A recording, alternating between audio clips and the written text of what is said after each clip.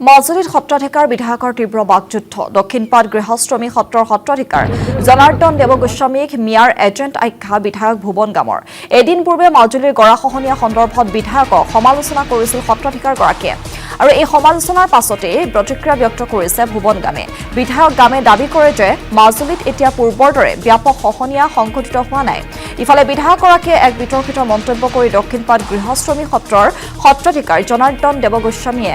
এতিয়া সত্ৰাধিকাৰৰ নিৰ্মালী গ্ৰহণ কৰা নাই বুলি দাবী কৰি তেওঁ মিয়াৰ এজেণ্ট হিচাপেহে কাম কৰি আছে বুলি এক গুৰুতৰ অভিযোগ উত্থাপন কৰে মই দুখ নিদিওঁ তেখেতে এতিয়ালৈকে সত্ৰ অধিকাৰ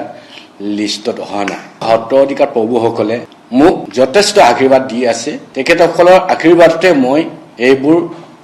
কাম কৰিবলৈ সক্ষম হৈছোঁ তেখেত সত্ৰ অধিকাৰ লিষ্টত নাহিব পাৰে এইটো কাৰণে হ'ব পাৰে নতুবা মিয়া দলৰ এজনো হৈ আহিব পাৰে এইটো মই উপলব্ধি কৰোঁ মাজুলীত যিমানবোৰ উন্নয়নমূলক কাম হৈছে